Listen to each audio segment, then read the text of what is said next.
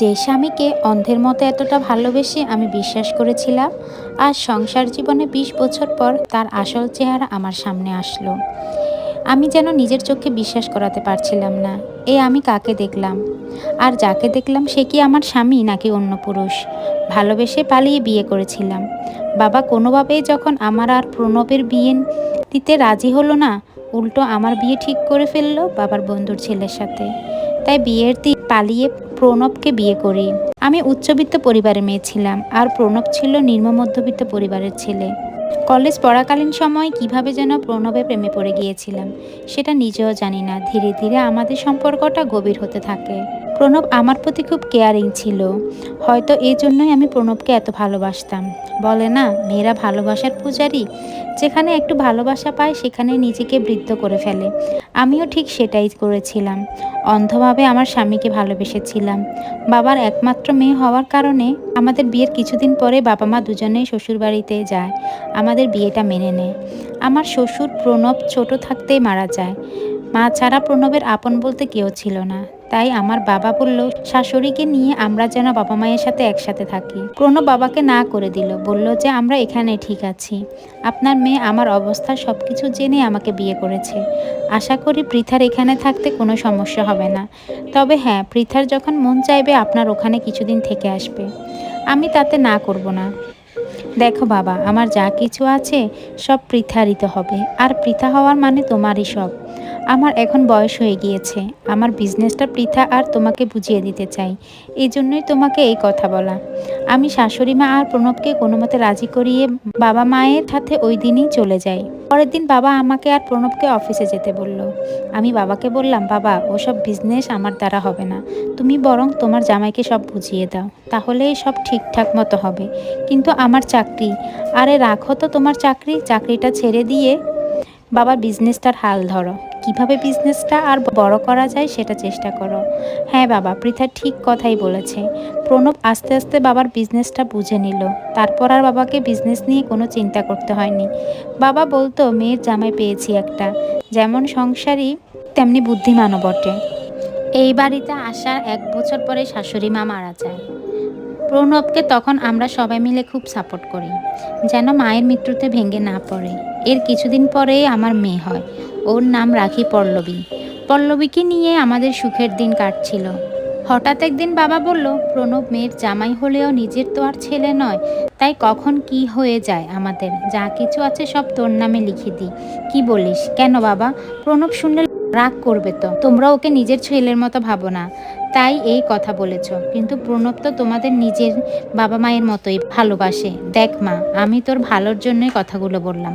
মানুষের মন পরিবর্তন হতে সময় লাগে না। আমরা যখন বেঁচে থাকবো না, তখন তো প্রণব অন্যরকম হয়ে যেতে পারে।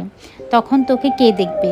আর সব সম্পত্তি তোর নামে থাকলে সম্পত্তির জন্য তোকে ছাড়বে না। এখন তুই ভেবে দেখ। রাতে শুয়ে শুয়ে ভাবতে থাকলাম, আমার স্বামী অনেক ভালো মানুষ। বাবা আমার নামে সব সম্পত্তি দিলে প্রণব মনে মনে অনেক কষ্ট পাবে। তবে বাবা যা বলছে সেটাও ঠিক। আর সম্পত্তি আমার নামে থাকা আর ওর নামে থাকা একই কথা হলো। তাই বাবাকে বলে দিলাম, তুমি যা ভালো বোঝো সেটাই করো, আমার কোনো আপত্তি নেই। পরে বাবা মা সব সম্পত্তি আমার নামে করে দিল। দেখতে দেখতে পল্লবীও বড় হয়ে গেল। আমার মেয়ে এখন ইউনিভার্সিটিতে পড়ে। বাবা, দাদু, দিদান এর চোখের মণি। সংসার জীবনে 20টা বছর কিভাবে পার হলো কিছুই বুঝতে পারেনি। হয়তোবা প্রণবের গভীর ভালোবাসার জন্যই এমন হয়েছে। এই 20 বছরে প্রণবকে নিয়ে কোনো সন্দেহ করিনি। অন্ধভাবে ভালোবেসে গিয়েছি। হঠাৎ একদিন প্রণব ফোনটা বাড়িতে রেখে অফিসে চলে যায়। কিছুক্ষণ পর ফোনে মেসেজ আসতে থাকে। একটু পরে একটা কল আসে। কলটা রিসিভ করতে ওপাশ থেকে মেইলি কণ্ঠস্বর বলে উঠল, কি ব্যাপার? তোমার বোকা বউটাকে ম্যানেজ করে আসতে পারলে না আজকে? খুব মিস করছি তোমায়। এই কথা শুনে আমি চমকে উঠলাম। লাইনটা কেটে দিয়ে প্রণবের ফোনটা চেক করতে যাব, যে নাম্বারটা কার, আর এই মেয়েই বা প্রণবকে এই কথা কেন বলল। ফোনটা চেক করতে যাব, পাসওয়ার্ড দিচ্ছি কিন্তু ভুল পাসওয়ার্ড দেখাচ্ছে। ওমা, আমি তো খেয়ালই করিনি এটা কার ফোন। এটা তো প্রণবের ফোন নয়, কিন্তু ফোনের ওয়ালপেপার তো প্রণবেরই ছবি। তাহলে কি? চিৎকার করে কাঁদতে ইচ্ছে করছে। মনে হচ্ছে আমার পৃথিবীটা আর আমার কাছে নেই। আমার স্বামী তো এতদিন আমার কাছে আমার পৃথিবী ছিল, কে আমাকে আমার পৃথিবী থেকে আলাদা করলো? এই কথাগুলো আমি কাকে বলবো? মেয়ে বড় হয়েছে, বাবার সম্পর্কে এসব কথা শুনলে মেনে নিতে পারবে না। বাবা মায়ের বয়স হয়েছে, তাদের তো এই কথা জানানোই যাবে না, জানালে অনেক কষ্ট পাবে। প্রণব ফোনটা যেখানে রেখে গিয়েছিল সেখানেই রেখে দিলাম। প্রণবের অফিস থেকে ফেরার অপেক্ষায় রইলাম। প্রণব অফিস থেকে ফিরেই দেখলাম ফোনটা হাতে নিল, কি যেন একটা দেখলো, তারপর ফোনটা নিজের পকেটে রেখে দিল।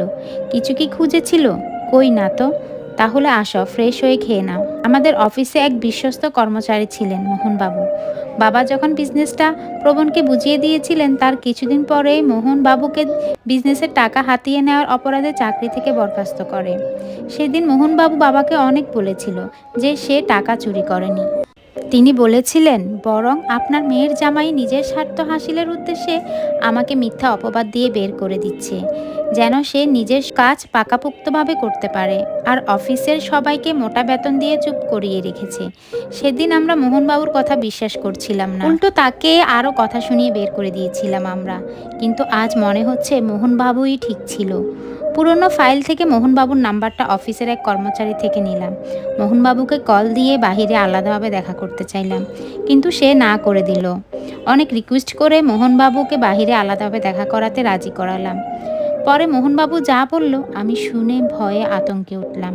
প্রণববাবু আপনাকে বিয়ে করেছে শুধু অর্থ সম্পত্তির জন্য। সে আপনাকে বিয়ে করার আগে থেকেই বিবাহিত ছিল। আর্থিক অবস্থা খারাপ হওয়ার কারণে কলেজ জীবনে এসে সে আপনাকে টার্গেট করে, যেন ভবিষ্যতে তার স্ত্রীকে নিয়ে কোনো কষ্ট না করতে হয়। তার প্রথম স্ত্রী হলো তার ছোটবেলার খেলার সাথী অর্পি। এখন শুধু সে আপনার সাথে সংসার করছে লোক দেখানো। অর্থ সম্পত্তি সব কিছুই নিজের নামে নিয়ে হয়তো আপনাকে ছেড়ে দিবে। ভাবেন আমি এসব কি করে জানি? কেননা অর্পি আমার মেয়ের বান্ধবী ছিল। অর্পির বিয়েতে আমি আমার মেয়েকে নিয়ে গিয়েছিলাম। পরে স্যার যখন আপনার বর হিসেবে আপনার সাথে পরিচয় করিয়ে দিল, সেদিন আমি চিনতে পেরেছিলাম প্রণববাবুকে। আমাকে হুমকি দিয়েছিল, আমি যদি কাউকে কিছু বলি এ ব্যাপারে তাহলে আমার মেয়ের ক্ষতি করবে।